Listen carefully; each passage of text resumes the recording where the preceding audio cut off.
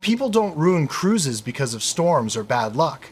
They ruin them through small, ordinary mistakes that quietly snowball into real costs, missed ships, public embarrassment, and family arguments that linger long after the trip is over. Let me ask you this. Your ship leaves at 4 p.m. and your flight lands at noon. That feels safe, right? Thousands of first-time cruisers believed exactly that.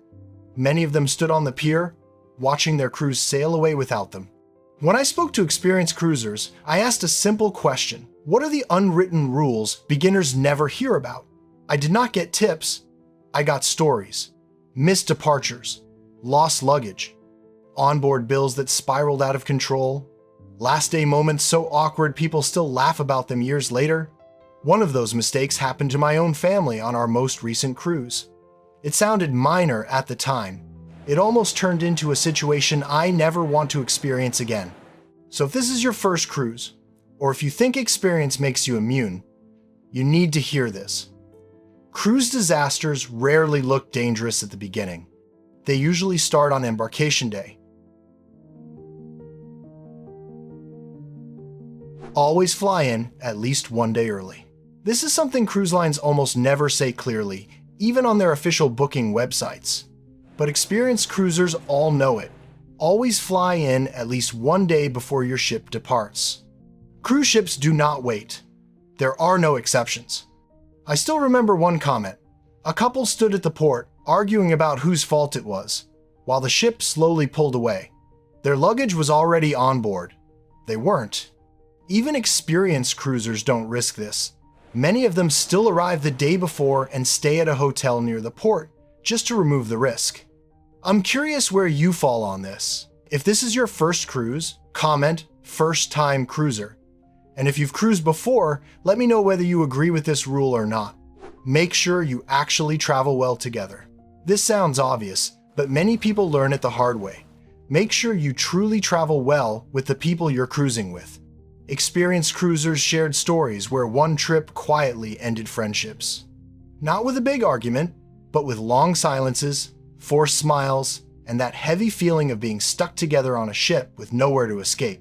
Different budgets, different sleep schedules, different ideas of what a good vacation looks like. On a ship, you still share meals, cabins, and long days together even when the mood shifts. That's why talking expectations before you sail matters. How you spend money, how you spend time, and how much space you need. One honest conversation can save the entire trip. Split your clothes between suitcases. This sounds like a small detail, until day one starts and one suitcase doesn't show up. Several cruisers shared the same moment. They boarded the ship, rooms weren't ready yet, luggage was delayed, and the only thing they had to wear was the outfit on their back. No change of clothes. No easy way to buy what they needed. Just waiting and hoping the bag would arrive. That's why seasoned cruisers split their clothes. Half in your suitcase, half in your travel partner's. If one bag is delayed or lost, no one is stuck on the ship with nothing to wear. It's a simple habit, but when it matters, it's the difference between a mild inconvenience and starting your cruise already frustrated. Pack less clothes, bring more money. There's an old cruise saying that exists for a reason. Pack half the clothes and bring twice the money. A lot of cruisers shared the same regret. Their suitcase was packed full, outfits planned for every night, but once on board, they started saying no. No to a cocktail they wanted, no to a spa appointment, no to an excursion everyone else was excited about. They didn't regret repeating outfits. They regretted standing there, watching others enjoy experiences they skipped because the budget ran out. Clothes rarely make or break a cruise. Money does. And if you've cruised before and learned this the hard way, let me know in the comments. Do your muster check-in immediately. The moment you board the ship, this should be the first thing you do. Complete your muster check-in. Cruise lines don't hide this rule, but they also don't stress how serious it is. If you delay it, your cruise card can get restricted. People have shared stories of standing at the bar, ordering a drink, and suddenly their card doesn't work. Finish the muster check-in early and you won't have to think about it again for the rest of the cruise. Never put important documents in checked luggage. Seasoned cruisers never put important documents in checked bags. Your passport, medications, valuables, electronics, and anything you need on day one should always stay with you in a carry-on. Checked luggage can arrive late, or worse, not arrive at all. Many experienced cruisers even pack swimwear in their carry-on so they can enjoy the ship right away instead of waiting on bags. Port day mistakes get people left behind. Onboard mistakes are sneakier. They don't end your cruise in one moment, but they slowly make it uncomfortable, awkward, and tense. And most first-time cruisers don't even realize they're making them until someone gets annoyed. Let's talk about life on board. Always put your phone on airplane mode. Seasoned cruisers do this without thinking. First-time cruisers usually don't, and they only realize why after they get home. More than one passenger shared the same shock. They opened their phone bill and saw hundreds of dollars in roaming charges they never expected from a phone they barely remember using. Here's what caused it. Without airplane mode, your phone connects to the ship's cellular network, not your regular carrier. Even international plans usually don't cover cruise networks. Airplane mode first. Then connect to ship Wi-Fi only if you choose to. That one tap can save you from a bill you won't forget. Bring magnetic hooks for your cabin. Cruise cabins get cramped faster than most people expect. Day one feels fine. By day two, bags are on the floor, jackets are on chairs, wet swimsuits have nowhere to go, and the room starts feeling smaller by the hour. That's why seasoned cruisers bring magnetic hooks. Cabin walls are metal, which lets you create vertical storage instantly. Hats, bags, lanyards, jackets, even wet swimsuits all get off the floor and out of your way. It sounds minor, but reducing that constant clutter changes how the cabin feels. And once you experience the difference, cruising without magnetic hooks feels unnecessarily uncomfortable. Don't hold seats for too long. This applies everywhere on the ship, especially at the pool and in the theater. Don't hold seats for long periods of time. Cruisers even have a name for this behavior, chair hogs. And almost no one likes them. Stepping away for a few minutes is fine. Saving chairs for an hour while you're gone is not. On a ship, shared space only works when people respect it. Ignoring that rule is one of the fastest ways to create tension with other passengers. Never open the cabin door and balcony door at the same time. If you have a balcony cabin, this is a rule you don't break even once. Never open the cabin door and the balcony door at the same time. Doing that creates a powerful wind tunnel. Papers fly, drinks tip over, and doors can slam hard enough to cause real injuries. This isn't theory, it has happened. One door at a time keeps the cabin calm and everyone safe. A lot of first-time cruisers don't just overthink outfits. They overpack because they're afraid of being judged. What actually happens is the opposite. You drag around a heavy suitcase, fight clutter in a tiny cabin, and still end up wearing the same few comfortable outfits over and over.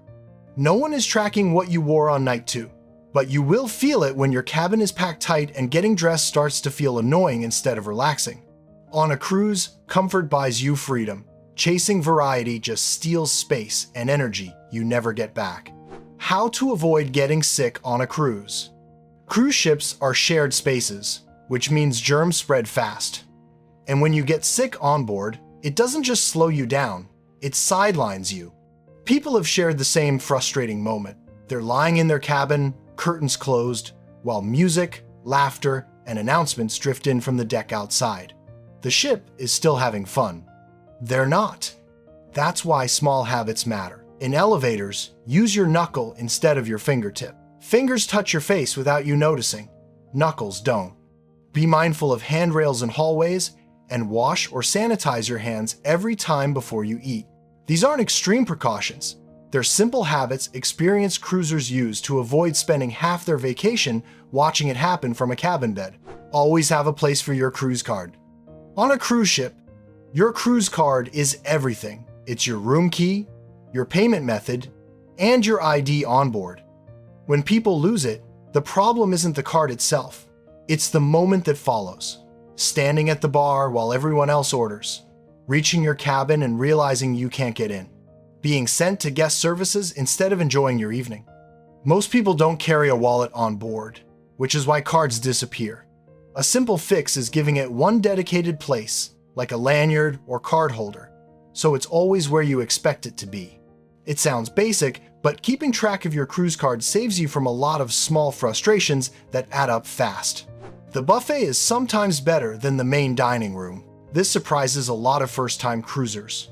On some sailings, the buffet is actually better than the main dining room.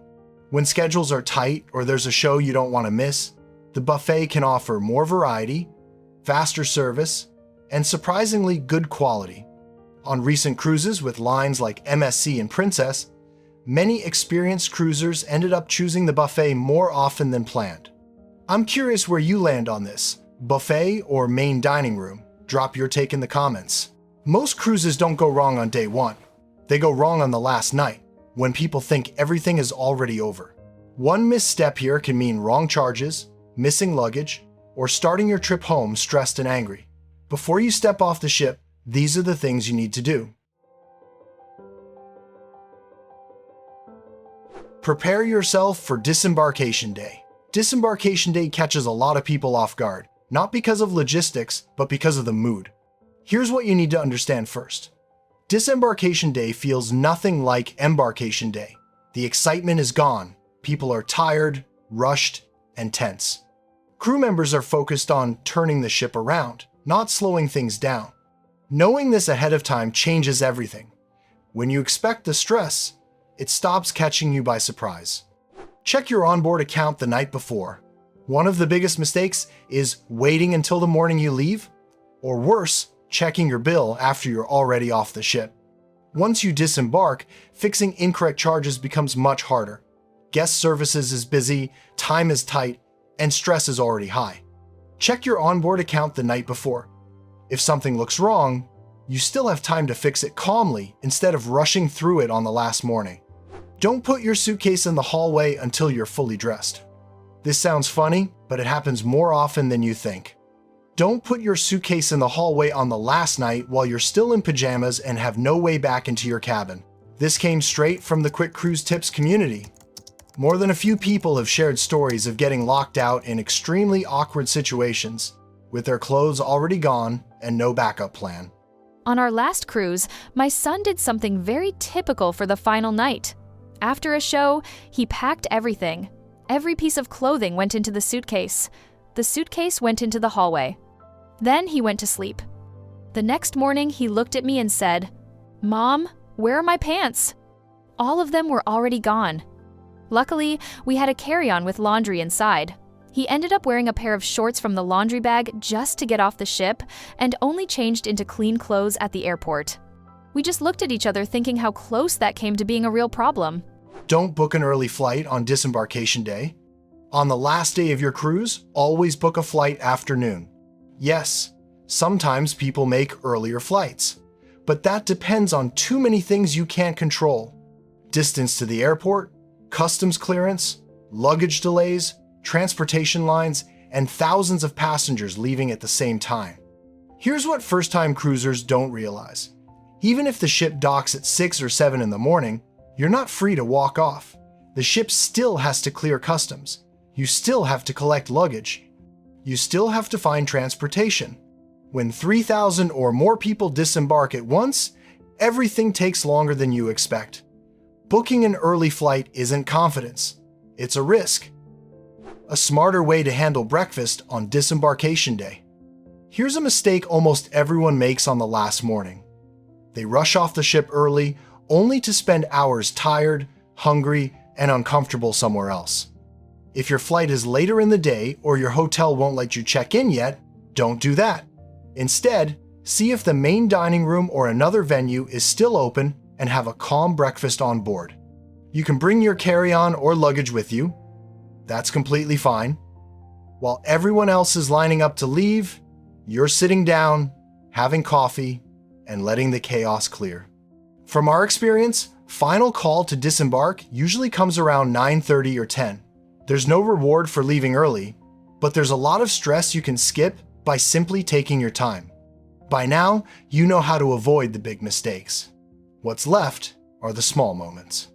The sigh in a long line, the annoyed look in a crowded elevator, The split second where things feel tense even though nothing is really wrong. These habits don't ruin a cruise all at once, but they quietly decide whether it feels smooth and enjoyable or constantly irritating until the very end. Bring patience with you. You're sharing the ship with thousands of other passengers and crew members. Things won't run perfectly all the time. A little patience goes a long way. It lowers stress, prevents unnecessary tension, and makes the entire experience more enjoyable for everyone, including you. Let people exit the elevator first. This sounds basic, but it still gets forgotten on cruise ships. Let people exit before you step in. It keeps things moving smoothly and avoids awkward moments in tight spaces. Carry small bills for tipping. Small bills come in handy more often than you expect. They're useful for tipping porters on embarkation day, crew members who go the extra mile, and guides during shore excursions. Having cash ready saves time and avoids awkward scrambling later. On a cruise, the difference between a smooth trip and an irritating one usually isn't the big stuff. It's how you handle the small moments when no one's really watching. Most cruise mistakes don't look serious when they happen. They look small, harmless, easy to ignore. That's why so many people repeat them. If you remember anything from this video, let it be this. A smooth cruise isn't about luck. It's about knowing the rules no one bothers to explain. Now, I want to hear from you. What's a cruise mistake you've seen or experienced that cruise lines never warned you about? Drop it in the comments. Your story might save someone else's trip. If this video helped you, hit like, subscribe, and share it with someone planning their first cruise. And in the next video, I'm breaking down the cruise mistakes even experienced travelers still make. The ones that don't ruin day one, but quietly drain your time and money. See you on deck.